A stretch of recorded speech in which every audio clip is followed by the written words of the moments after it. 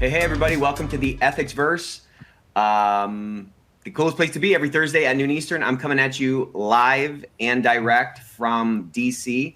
I'm up here for Compliance Week. It's just wrapping up today. Of course, the Ethicsverse does not stop. Regardless, rain or shine, we're going to keep it coming for you. We got a great episode today. We're talking about risk assessment, royalty. What are the critical strategies to defend your organization? Linktree is here. So we put out a ton of great content.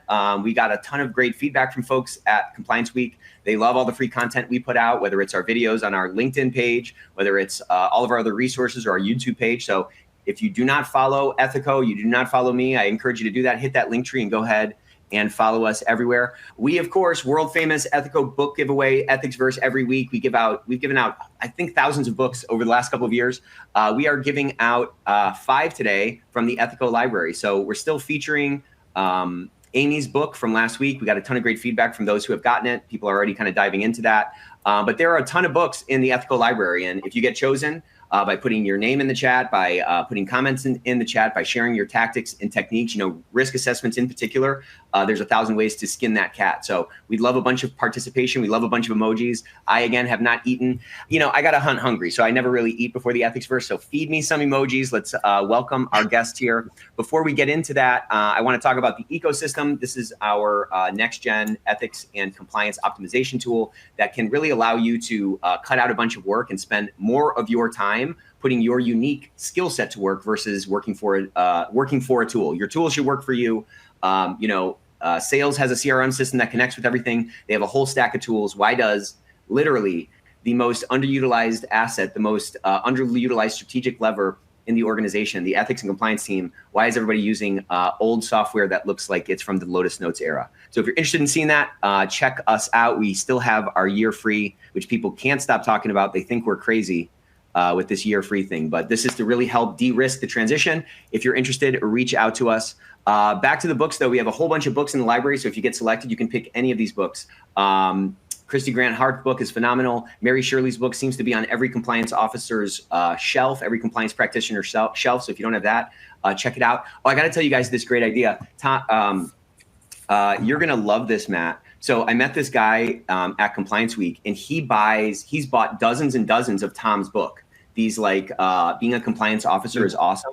And he has had so much value in providing a copy of this book to the general counsel when he comes in, or to other leaders. It's a quick book. It's a pattern interrupt in and of itself. It's a low lift to read it. And he's gotten so much feedback. He just keeps doing it now. He's gotten so much positive feedback where folks are like, oh, okay, I kind of get what you guys do now. So think about that hack. That's a really phenomenal hack on how you can leverage this, this novel series from Tom Fox. Okay, with that, I'm going to go ahead and pass it on over to the one and only coolest guy in compliance, Matt Kelly. Matt, how's it going, bud? It's going very well up here, Nick. Thank you very much. Glad to have you back. I haven't seen you in a couple of weeks, I think. Yeah, thank you.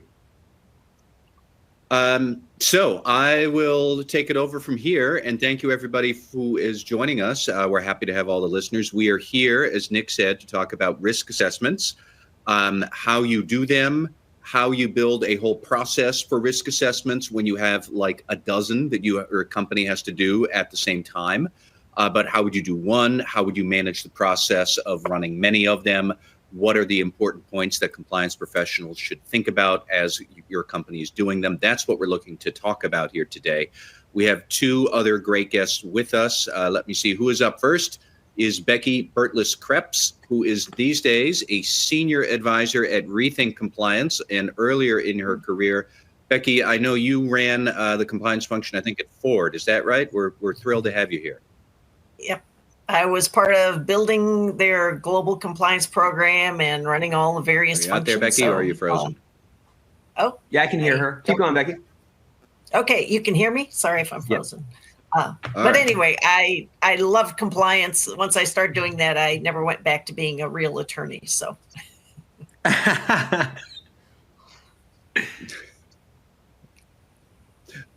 And then also joining us is, Nick Gallo, as always, and Zarek Khan. Zarek is the proprietor-in-chief of FinSalute Audit and Compliance Advisors, where he provides consulting advice to other companies, and where Becky has come up on the compliance side. Zarek, I know you have done a lot of audit work in the financial services sector, I think it is. So Zarek, we're also happy to have you here as well. Yeah, I'm really excited to join. And yeah, like as you mentioned, kind of the third line focus with auditing, testing, that's sort of my passion, what I've been doing. And I've done financial services, but I've also dipped into healthcare in the past as well and gotten into the tech space. So the overall theme, though, is testing and auditing, and in the lens of compliance. So really happy to be here. Well, we have a lot of questions about testing that we want to get at as well. And then certainly anybody who is listening, if you have questions along the way that you want to submit to us, you can always pop them into the Q&A chat, and we will be happy to work those into the conversation as soon as we can. So in that case, let's get started. And I first wanted to pose a question just to kind of set the table for everybody who's listening about how would we even define the scope or the borders of a risk assessment? Because it seems to me that it could be an awful lot. You might be looking to assess the risks of some external thing to your organization, but you also have to assess your internal controls to address that risk, or probably your risk assessment is looking at both of those forces at the same time. So I honestly wonder if sometimes compliance professionals just struggle to get their heads around exactly what we mean by what is a risk assessment going to do. So Becky, let me ask you first, and then Zarek, both of you give me your thoughts, and then I'll follow up back to you, Nick, with your thoughts as well. But how do we even define what we are doing here with a risk assessment? So first I have to say, Matt, that when you were describing that, I was like, oh, he's talking about a privacy risk assessment. It's like the external forces are constantly changing. Your internal stuff is always need to change with it. So different risks are going to be changing at different times. And so some are easier to do. What I say is that privacy is always just a high risk because it's in such a environment that is changing constantly. So at that point, if you're doing a risk assessment for privacy, I would focus on controls, who's doing what, and making sure I had a great third line going in to make sure my controls were working. When you've got other topics that are more stable, and I'm going to say bribery is pretty stable right now, at that point, you can go in and it's a lot. You don't have to do it all the time, I guess. But generally, I talk about risk assessments, ethics and compliance risk assessments, being helpful to, first of all, make sure you're spending your resources appropriately. You don't want to put a lot of resources on a low risk. And then also, once you understand the risk, you can also tailor your controls a little better. Things that are lower risk, but if you do them all the time, you're going to be in trouble. You may want to automate some things. If it's very complicated, your controls are going to be to send people to the expert. But risk assessments, when you go in to talk to somebody, they almost always think of enterprise risk assessments. And I have to tell them, in an ethics and compliance risk assessment, I want to make sure that you're following laws and regulations. I want to make sure that you're being ethical. I want to make sure you don't hit the newspapers with bad reputational risk. But I really don't care if you make money. That's not my problem. And Zarek, how would you define it? So as Becky said, she was thinking about privacy and ethics. And I would say that there's also other dimensions of risk assessment that I've touched on in the past. So certainly, being in the financial services space, we've looked at things like BSA, AML, just anti-money laundering for the uninitiated. But then also fraud risk assessments, operational risk assessments, even as Becky said, she wasn't interested if you make money or not, but you may very well be, and that may be why you want to do a risk assessment. So you could do a strategic risk assessment. So I think before you even define your scope for risk assessment, you have to get an idea of what risk is for you, right? Which dimensions of risk are you thinking about? And then from there, that's where you decide to figure out what your scope is going to be. I mean, you could have, quantitative, qualitative, dynamic. I mean, that's, your technique of how you're going to do the risk assessment. And I mean, I've heard some folks use the word testing interchangeably with assessment, and I'm not one of those people. I tend to see them as two different things. But the biggest thing I could say for somebody trying to get a sense of how do I scope any risk assessment, if you're thinking about it, it's either inherent or residual. And if it's inherent, you just have to forget the existence of any controls and really look at whatever space or whatever universe you're looking at, just inherently in and of itself. Any no stop gaps, just open doors, open networks. What's the worst thing that could happen in that kind of environment? And then, once you've done your inherent risk assessment, you overlay the controls and you come up with the residual. So, but not in a nutshell, before you do your risk assessment, understand what it is you're thinking about from a risk perspective. So, Nick, let me get your thoughts here too. And I should even add that we already have a couple of people on the chat chiming in saying they struggle with this. And sometimes it's just difficult to define, this is the risk we are assessing, therefore it should do these things. So, Nick, what do you think about like these basics of just defining what it is you're trying to do? I think that's the approach. I think like there's two things that, so I've started doing these return on integrity coaching sessions. And in that, we spend a lot of time often talking about risk assessments and how we can leverage that in our persuasion path to unlock more budget or more resources or whatever, right? And what I find is that so many folks, I mean, it's what was in the chat. It's like, what's the perimeter of this risk assessment? Like, when do I stop looking under rocks? And how do I prevent this scope, this creeping out into a point where like, whatever the results I get, I can't even take action on.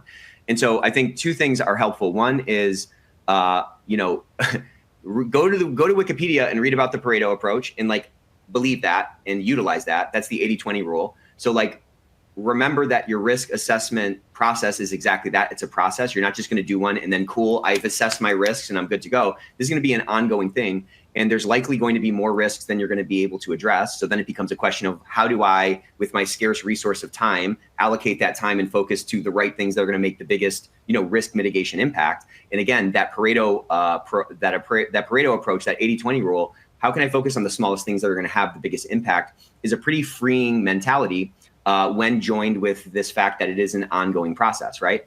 That's one piece. And then the other piece is, I'm just going to kind of echo something here, but like the risks for your organization are probably pretty known within your organization or within your industry. So whether you're a public company or you're a private company, what I always tell folks to do is to go onto some of your, if you're public, go onto your own, but grab a couple of 10Ks, grab a couple of annual reports. And in every single one of those, there's a huge section talking about all the risks for those businesses. I would start from there and start to say, okay, like these are the major risk areas that are showing up across my top 3 competitors, or, the top 3 things that are showing up over and over again within my industry, and then start to crowdsource that from people within the organization. That not only gets their buy-in and gets you some additional perspective that you can leverage down the road from a persuasion perspective or just from a straight collaboration perspective, but it's probably going to give you a pretty good view of what the major risks are that need the most attention. You're usually not trying to pick between like 2 equal fires, right? Like there's usually, if you zoom out of it and you do a full kind of like cost analysis of that particular risk, there's usually one that is,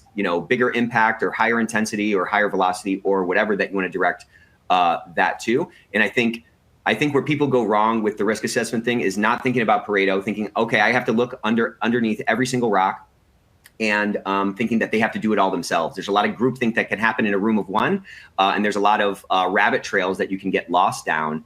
And I think that kind of interaction and crowdsourcing some of that intelligence from other leaders in the organization can prevent that.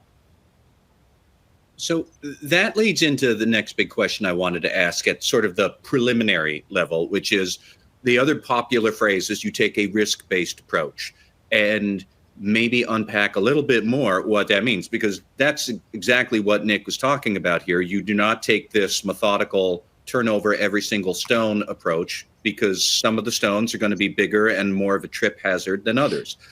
But I'm still thinking, well, that assumes the company does in fact know what its biggest or most important risks are, or that the company has a clear sense of what its tolerance for risk is. And I'm not always convinced every company has those things clear.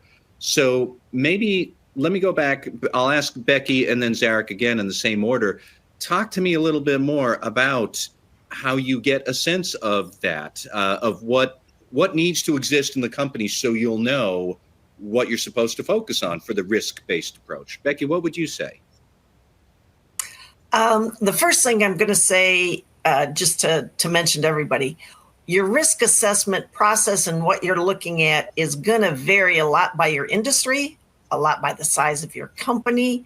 And so some of these really very important things, depending on your industry, are less important than others.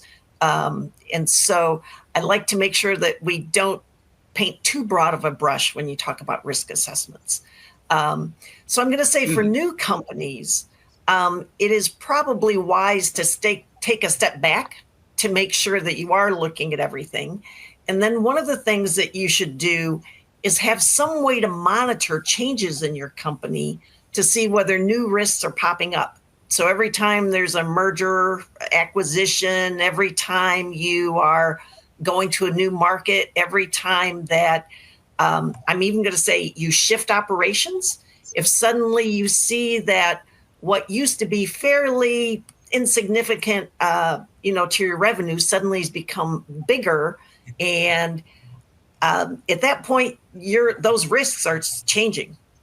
So making sure that you've taken a step back from everything to look at who you are. Obviously, if you're in the financial industry, you're highly regulated. You've got a lot of things, and you're going to have a very robust risk assessment process and way to monitor. If you're in some less regulated areas, maybe not. Great point. So anyway, those are, just as you all were talking, that was, I don't know who all the audience is, but I don't want to get people really worried if they're in a smaller startup company that, oh my goodness, I'm, way behind. But just take that step back and look. And sometimes you need to bring somebody in with fresh eyes. That's always helpful. Yep. Well, and to that point, I think asking someone who's not a practitioner, a middle manager somewhere else, what their view of the risk is, you're going to get the benefit of those fresh eyes.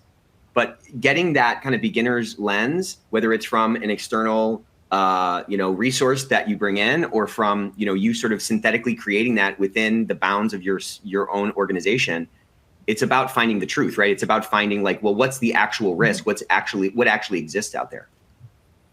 Actually, you need both, and sometimes, once you're mature, you may not need the external, but internal, you should always be checking with middle management, because upper management thinks they know what's going on, but middle management really knows what's going on. Sarek, what would you say to all of this, and how you get a sense of what the right risk-based approach is, and what needs to happen to have that in focus? Yes, I will take more of the large company approach, because as Becky said, we're not sure exactly who's in the audience, but I'm sure there's some folks who are in the small company spectrum, some folks who are in middle-sized companies, and others working in larger organizations. I think my experience, having spent a lot of time in regulated financial institutions, would really be that we're talking about middle management. Yes, they're going to know where the bodies are buried, so to speak, but when it comes to defining that approach, it actually starts with the board, not even management, but the board.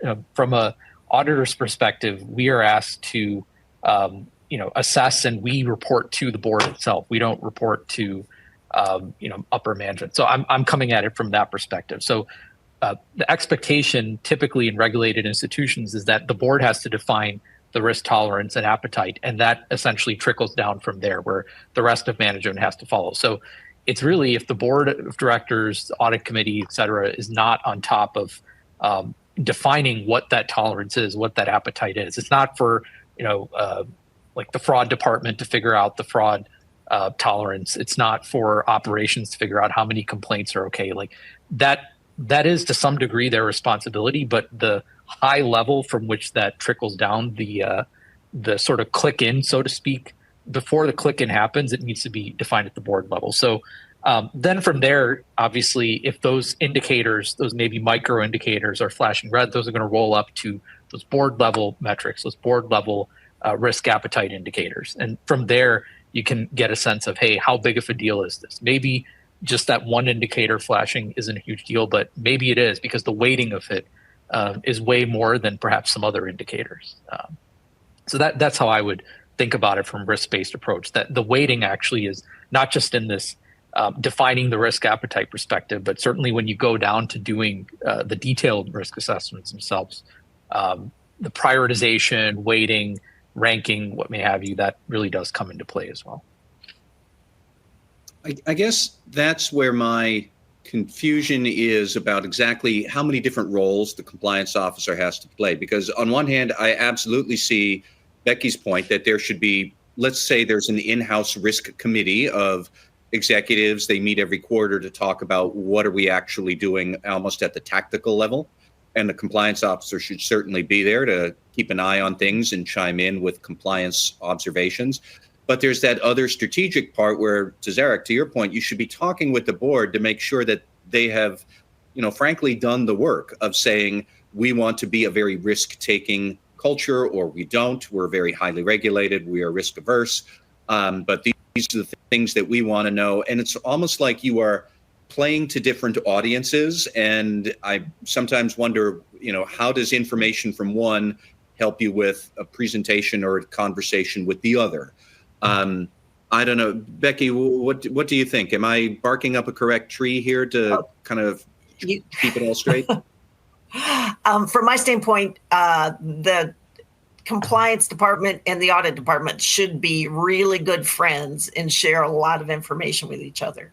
The compliance department often knows the non-financial risks and can educate your auditors for things that they can be looking at that, they're not taught to look at as auditors, and can, bring things that, they can go places and look at things that a thinly staffed compliance group is never going to see. And I also have to say, I have learned a lot from auditors on monitoring and testing, and know that when it comes to testing, pretty much I just want an auditor to do it because they don't train you to do that as a lawyer. But so in my experience, when you're working with audit, they really are kind of focused on the financial and making sure there's all the financial controls.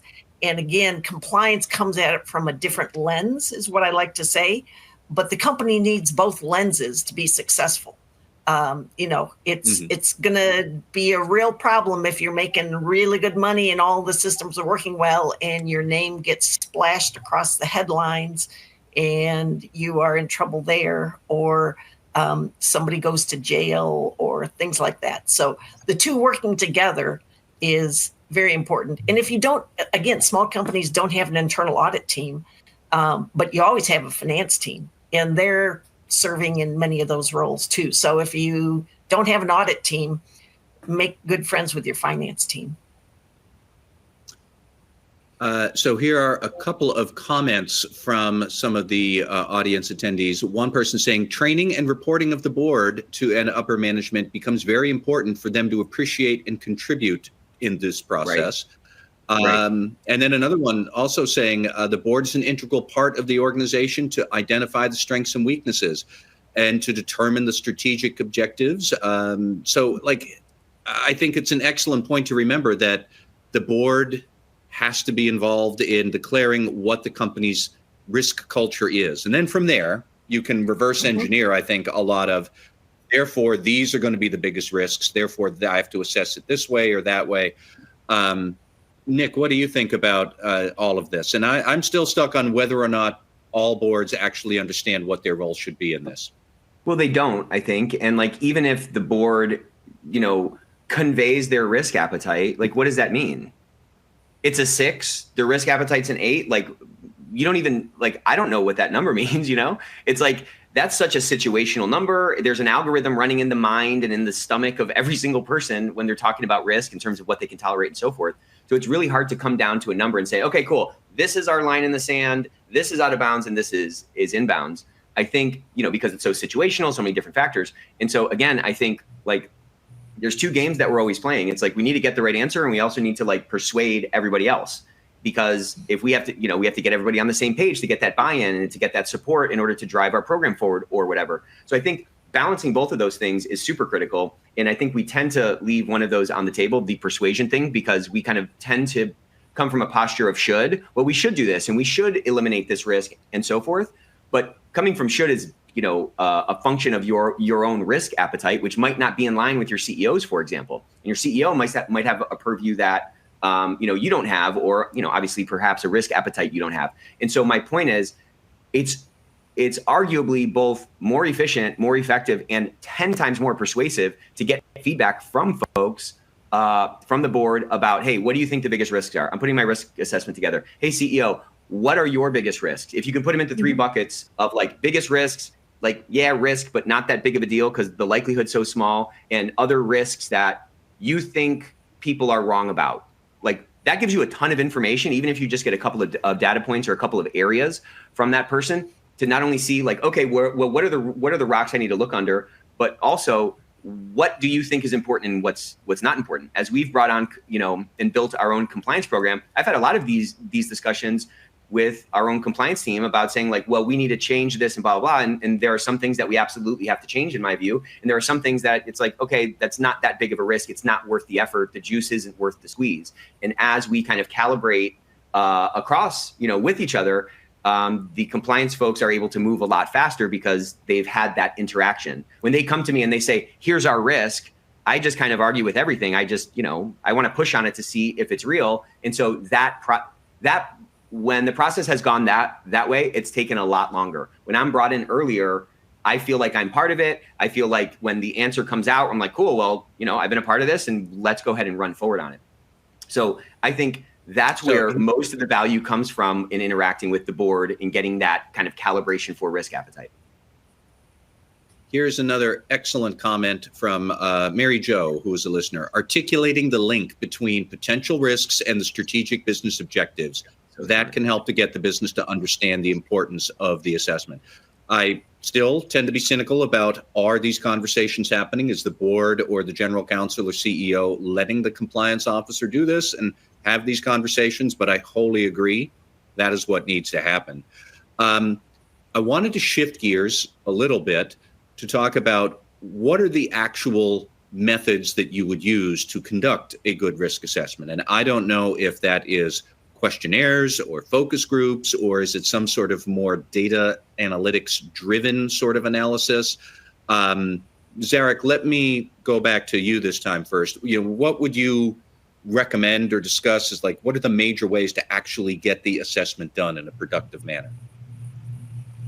Yeah, so I think a lot of it will frankly depend on how much of your approach is going to be like qualitative elements versus quantitative elements. And I mean, really, I hate to say it depends as the answer off the top, but it really does. I appreciate what Nick is saying about as a starting point. Certainly, you don't want to start with numbers and, getting into like data and statistics off the top. I think, off the top, certainly start high level, but when you start getting into the nitty gritty, like you've defined your dimensions of risk, you've defined maybe your quote unquote universe, what you're focusing on. I think you do have to figure out what are your qualitative points to assess risk, what are your quantitative points. And, if you do more of a numerical method to do the risk assessment, you should actually do more questionnaires. And the goal should be to collect the data. But I mean, honestly, my take on it, and again, it's a little bit of piggybacking off what Nick mentioned previously, but if at all possible, the idea of doing questionnaires, from my perspective, like, that, yeah, certainly it's a part of it, but you really want to meet with a real live human being and just talk through things. Because to some degree, right, a risk assessment activity, there's going to be as much data as you have. There's always going to be, as a somewhat independent compliance person, as supposedly a completely independent internal audit person, you have to use some degree of judgment. You can't let bias sort of flow in. So you want to read somebody's way of talking about an issue, gauge whatever nuance comes out of your conversations, and you just can't pick that up over email. I do think there is something to be said about supplementing those conversations with real live actual data, but probably best to go for a balanced approach. Okay. And Becky, what's your preferred approach to when you're actually to the guts of getting a risk assessment done? What would you recommend? I definitely agree you need both. First of all, to the extent you can get the quantitative data, it is really helpful. But to figure out the why and what it means, you usually have to have the quantitative. You have to talk to people. You have to understand what's going on. So, but I will say, if all you do is talk to people often tell you what they think you want, or they minimize their risks. And so it's not very accurate. So being able to know how many of what kinds of transactions are going on is awesome if you can do it. And again, depending on your industry and what you're doing, hopefully some of the operations are actually keeping that data for their own purposes. And if you can get your hands on that data, then that tells you a lot about, I'm going to say, the frequency of your risk, the magnitude of, the transactions that are going on, and then talking to people to understand. First of all, sometimes the data that you collect can just be a check the box data. And people are like, oh yeah, we just, we do that in the system because then you can just go faster. And that tells you a lot. So you got to do both. So, but what should come first? Data collection or human interviews, or vice versa? I'd say human interviews for sure. Because to Zarik's point, now you have some more control, and I can read you, and you give me the kind of, the Sunday school answer, and I say, is that really what you think? I mean, you can have a conversation and you can feel through it. You run the risk of, type 1 errors, frankly, false positives, essentially, when you're just starting with the data, because you don't know the extent to which, some people go through a 1 through 5 thing and they never put a 5 because 5s don't exist, right? So like there's tons of noise in the data itself, even if it's quantitative, which is fine. But my point is, if you start with leaders and you have those conversations with them and get a real sense of like, what are the risks in, like, your business better than I do, your department better than I do, and let that be your guide point, or at least like your standard against which you, gauge the ensuing, responses back. They're maybe all questionnaire based. It just gives you, it's like at some level you're kind of like stuck in an avalanche, and when you're stuck in an avalanche, you have to spit to figure out which way is up. Those conversations, I think, can help you figure out which way is up to kind of get started on where to dig. Zarek, what do you think? And then Becky, I'd love to hear your thoughts on this too. Yeah, I agree with Nick. I think what I talked about earlier about clicking in, you can't really do that if you don't sort of set the stage first. I think having those conversations will allow you to be able to actually open the door to maybe more data that perhaps initially you might not have been able to get. But just because that conversation went so well, or you were able to pick up on something that maybe a questionnaire couldn't have gotten you, you can actually work your way to maybe more than you bargained for. So I would support doing it the high level conversational first, and then followed by get more information, quantitative potentially. Becky, what's your take? I have a lot of thoughts and a lot of opinions, so we'll see. First of all, I totally agree. You need to work with your board and management to set your risk appetite. And, arbitrary 1, 2, 3, 4, 5, you should have some definitions behind those so they aren't arbitrary, so that when people see a 4, they know what kinds of things make up a 4. And that's got to be set by management. If they don't approve it, you don't have a risk appetite set. And the conversation with them is very helpful. So I agree, starting with management. You don't want to do something that management doesn't support, because you're not going to get anywhere. I am going to say that a lot of people, I think, have done some sort of risk assessments, even though they may not have been realizing it. And you can just kind of slowly mature your approach to get where you need to go. And part of that is by, as we talked about before, educating your board. I think a lot of mistakes get made by reporting activity to the board as opposed to insights to the board. So all of your data is activity. And so when you go to the board, it's nice to have some nice graphs to show them, but you better tell them what those graphs are showing, indicating. And upper management doesn't always know where their risks are, I just want to say. So although you need to start with them, don't take it as your Bible. work with people who actually know what's going on in the business. And if you find something that you just, you think is a big risk and upper management hasn't noticed, have your facts and go talk to them, and it may get on their radar. And I would just add to that. We have touched a nerve with the listeners. Go ahead, Zarek. I was just going to add to that. I think the high level conversational piece without the data is just, you could argue it could potentially just become fluff.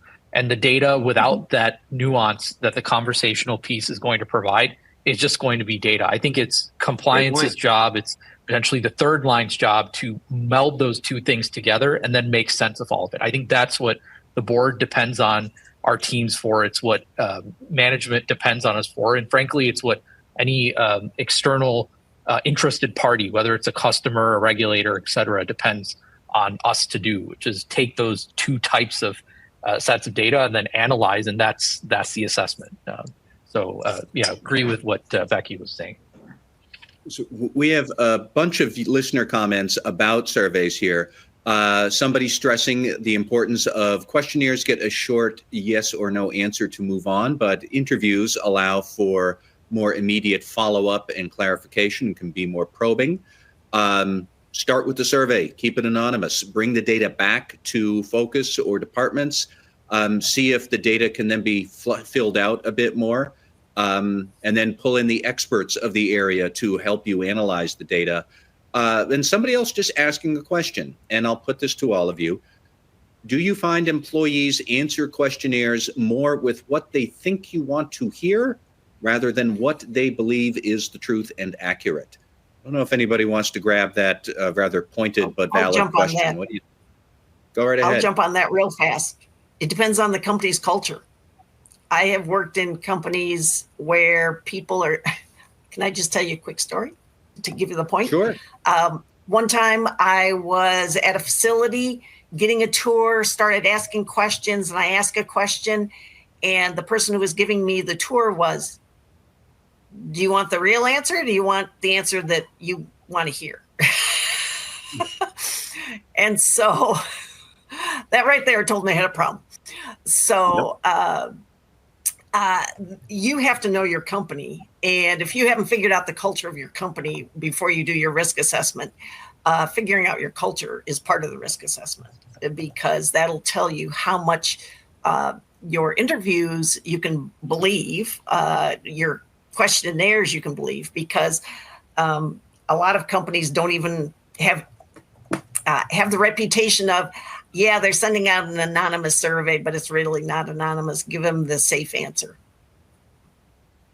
Well, there's somebody else here who's chiming in saying, if you have an existing relationship and understanding of the group that you are risk assessing, which points right to what you just said, Becky, about do you know the culture?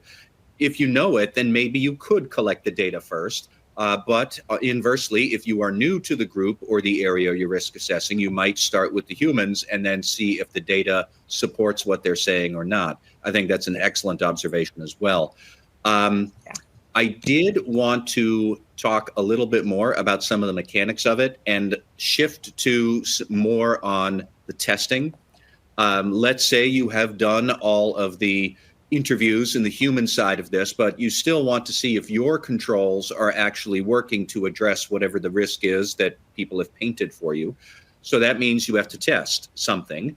Zarek, let me start with you first about how testing should happen, who should do it, and whether, frankly, internal audit should do it, because I don't know that compliance has the expertise for it.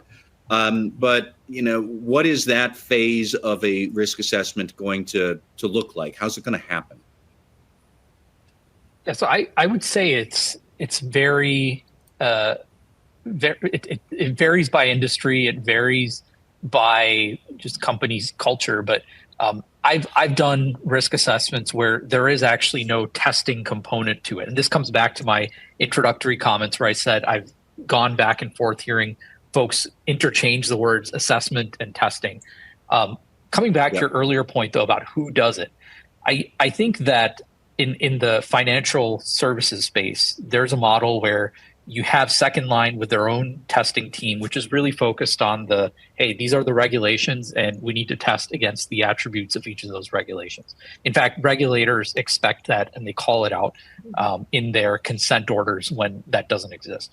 But beyond that, for internal audit perspective, they are doing, and certainly this can be the case just by the fact that they're looking at regulations, but internal audit is expected to look at the controls, which may or may not happen to be tied to those regulations. But as Becky was saying earlier, many internal audit shops, or I guess you could say initially when internal audits started to come around, you think about it from, hey, the financial controls perspective. Obviously, in the financial services space, regulators now expect that internal audit is also getting into regulations. They expect them to have a certain degree of regulatory expertise. I'd imagine it's the same in healthcare as well. So from that perspective, it's not a matter of, hey, which group should do it. I think from the outside stakeholder perspective, particularly a regulatory perspective, the expectation is both are going to do it. It's just that one may take a different lens, which is more of a, hey, like we're going exactly against the regulations. And the other may take a, hey, we're actually going to look at the work that the second line is doing, which is a part of the expectation in financial services that internal audit will actually check the work of the regulator. So to that point about, hey, maybe they don't have as much expertise, that's potentially where audit can come in and assess the quality of that testing. But they certainly have to do it on their own because there's expected to be an independent last third line of defense review. And as far as how it's done, a lot of that depends on, well, have you defined, after you do your risk assessment, have you defined your universe of controls that maybe mitigate those risks that you talked about earlier? And so that's a whole process where after you define those controls, then you come up with the tests. And that's certainly one way to do it. The other way is just, hey, these are the regulations and these are the tests we're going to develop against those regulatory attributes. So again, it really depends what type of risk assessment you're talking about and then really who is doing the testing. Sure. Becky, what would you say, especially from your non-financial background, about how testing gets done, who does it? What do you think the best practice would be? So again, it depends on, I'm going to say, the risk. There's different types of risk that require testing. I mean, if you are highly regulated, you better be testing those processes quite often. In doing a risk assessment where it may not be as highly regulated, and you're looking at controls, if ultimately nobody is testing those controls, you can't really trust them because again, people are often looking for the easy way out. And so it looks like when you're monitoring the numbers and things that people are doing what they should, but without testing, you don't know. So who should do it is going to depend on who's available. So at least having the second line do it, if you are small enough, you don't have an internal audit, then, having the second line do it is good, not great, because sometimes I've heard in the HR space, it's called going native, where the second line actually is kind of really good friends with the first line. And they don't really, they're really just better friends than they are sort of watchdogs. So if you can get a independent party to do it, be it internal audit, external audit, or maybe even bring in somebody outside just for that particular purpose, I'd have a lot higher confidence level that it's there. But, look out for those places where the second line and first line are, I'm going to say, sort of in collusion. Nick, what do you think as you're listening to all this about how we can get this testing done well? What would you like to see, or what would you recommend? So, you have this saying that I've stolen unabashedly, and I'm sure you've heard it 1,000 times, where our value is not in our plan, but in our ability to plan. I definitely took that from you. And I think what I would add on to that is the worst thing to have, the only thing worse than a bad plan is no plan. The only thing worse than ineffective testing is no testing. And so again, if this is an ongoing process and we're taking a risk-based approach to managing the whole business, well, then I just think you have to jump in and you have to get started, and you're going to start to get feedback from that test to say wait, I got a conclusion here that doesn't seem indicative of the actual results. Okay, my test might not be right, So I just think I think the key is just like forward motion and forward like progress, and just getting started with like that kind of a first step, and not getting overwhelmed by like the imperfection of the approach, because you just have to know that there's always going to be risk. There's always going to be messiness. There's always going to be like, you're never going to have a perfect risk assessment, a perfect, test, even a perfect testing apparatus.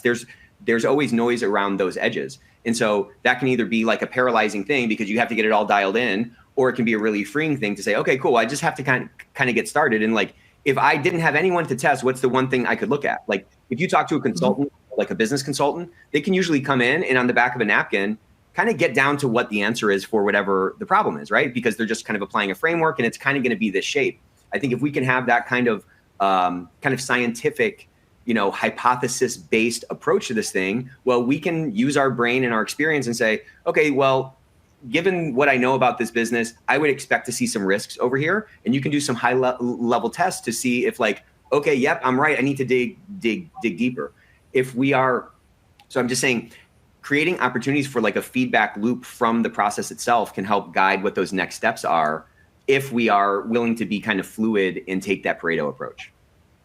And, when you think about it, if you get down to the brass tacks, the real worry is that a regulator will show up and be asking. And if you say that, well, we haven't tested because we don't know how to figure out a good testing process, that is not ideal. But certainly if you could say, well, this is how we are testing, and these are our results, which they have told us this, so we have implemented these remediation steps, and we're going to do that every 6 months. It's not perfect, but it's a car that works.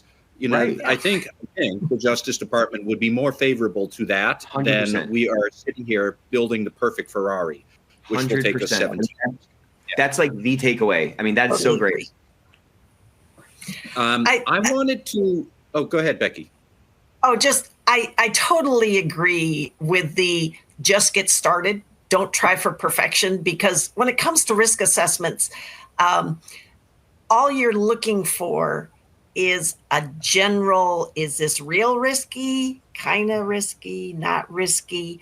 If you've got a mathematical formula, trust me, there's no difference between a 6.5 and a 6. There's always so much judgment in there. And so don't get hung up on, doing the perfect thing. Just say, these are the high risk ones. And, who knows whether that one is actually more risky than the other. You'll never know. We don't know all the unknowns. Right. We're just taking our best shot. So I wanted to move on to just a couple of other larger questions about risk assessments, because we are getting some good ones from the listeners too, about how you would fit a compliance risk assessment into all the other risk assessments that might be happening. And one person putting a good question here: what if your company already has an existing operational risk assessment process? Should you just try to mirror their scoring and model to minimize confusion? Should you set up compliance risk assessments completely separate on their own different processes? And I've heard that a lot in various forms, that if there is an enterprise risk assessment, which is what internal audit does, do you let them do the compliance risk assessment as part of that? Do you do something separate from internal audit? How do you make sure that you're not working at cross purposes? So Zarek, let me start with you as the resident internal audit voice here. What are your thoughts about how that could work? And then Becky, as the resident compliance voice, do you want to do that or not? But Zarek, what would you say for this? There is a larger ecosystem of risk assessments going on. Where does compliance risk fit into it? Yeah, so I think the enterprise risk management piece, that is actually something that, having worked in a financial institution before, there's this whole infrastructure framework governance that sometimes organizations set up. And from a compliance perspective, and even from an internal audit perspective, I've seen a model which actually regulators have looked at and given their feedback, that everybody perhaps plays within that model, within that framework. But I think the main point is that you cannot have the same scoring. You cannot have the same opinions.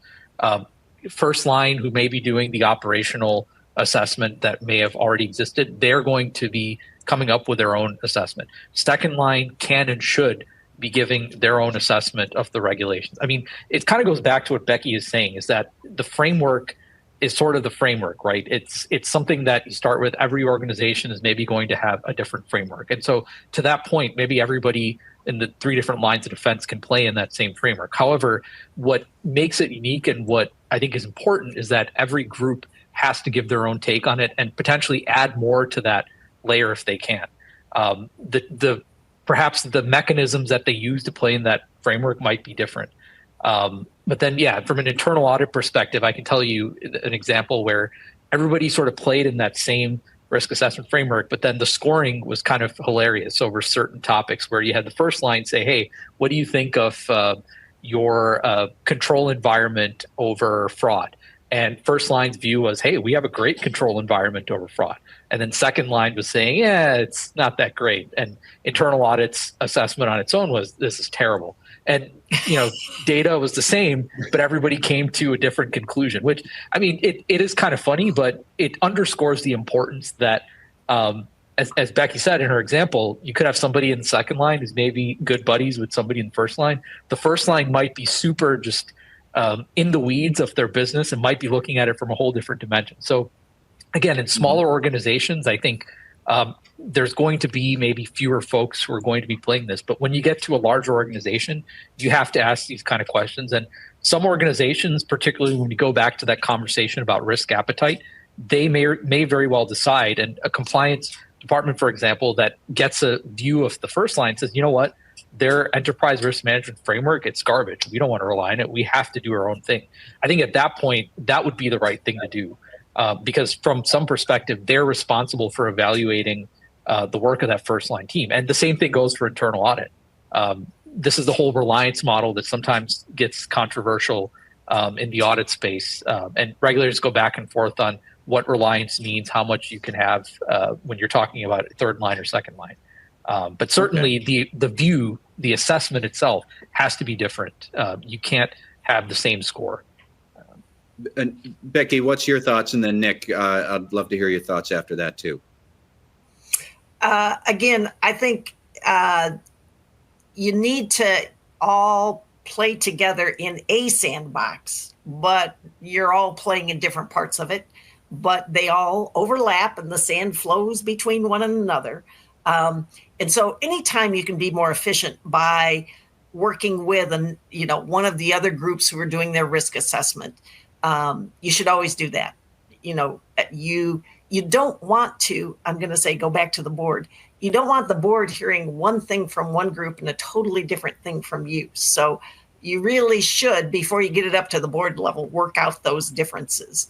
But you should do your own because, for example, somebody who's doing the enterprise risk assessment, looking at something, I'll go to manufacturing, given where I came from. They're looking at, if you shut down a line, that's big money.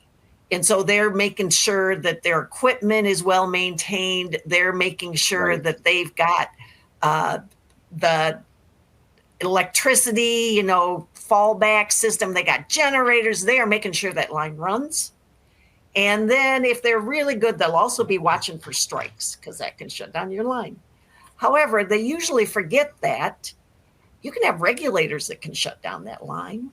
You can have cyber attacks that can shut down that line.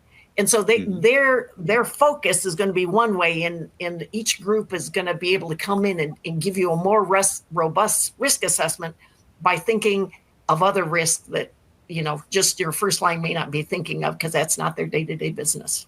But in that interaction, you realize what's top of mind for them. To them, the most catastrophic thing that could happen to the business is the line shutting down. And given their purview and their scope of work and, their context, that's true. So that gives you an insight into like what they value and so forth.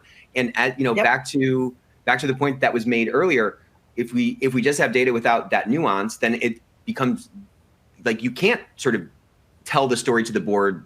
You can't explain the sort of contradictions that might seemingly be present. You know what I mean? Because those are all relative. They're relative to those individual vantage points. Yep, exactly. You do need to know what's critical. Right. I wanted to sneak in another listener question here. She says basically she is struggling with lack of resources, which is probably not uncommon, but she is one of 2 people in her compliance function, and they struggle to complete risk assessments in a swift manner. So do you have any advice on how a very small function would be able to handle such a potentially sprawling task, but you have to do it in some sort of efficient and cost-aware manner? Any thoughts about that? Becky, let me start with you, and then Zarek. Any advice? So the first thing I'm going to say, if you only have 2 of you, is make really good friends with other control groups. Do what you can to build up bridges and try to get things that are on your agenda on their agenda.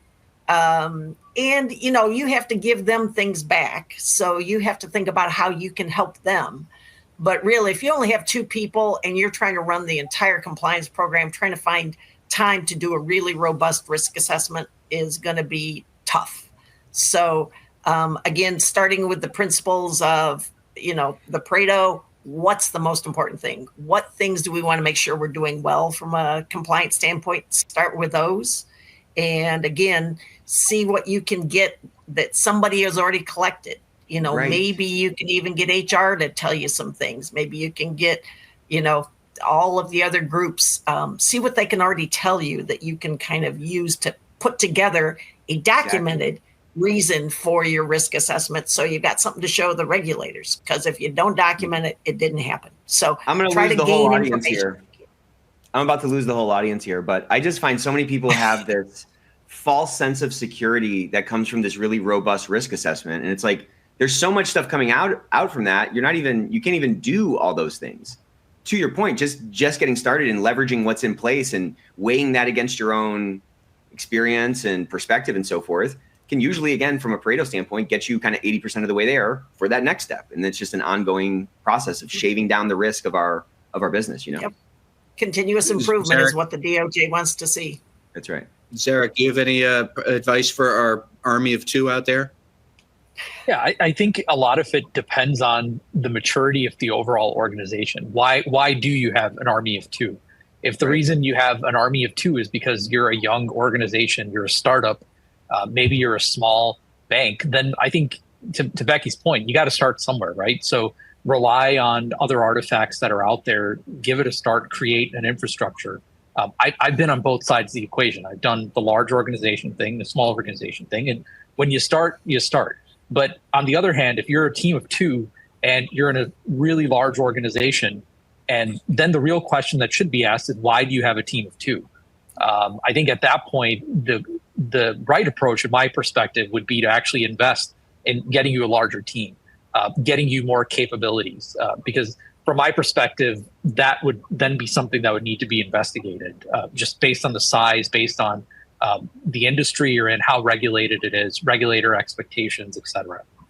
So that'd be my take, is a lot of it will depend on just where you are in your company's life cycle. And I would say one other listener chimed in with some advice to that question, that they try to perform rolling risk assessments, where basically they are chatting up other executives every time they're in a team meeting. And I don't know exactly how formal rolling risk assessment process would look like, but it's probably a good way to keep things moving forward when you have very few resources. And to signal how committed you are to risk management and risk mitigation. That sends a massive message as well, constantly talking about that to managers, Yeah. That has a different benefit. Yep, exactly.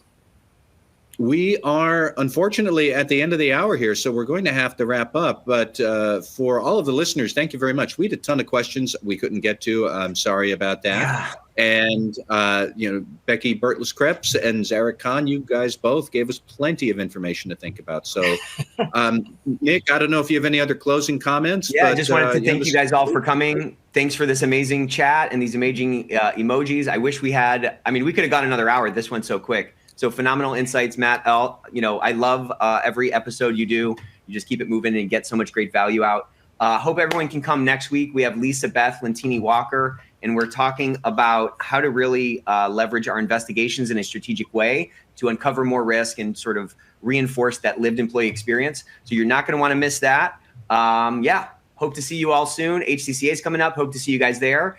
And at a minimum, hope to see you next Thursday at noon. See you guys then.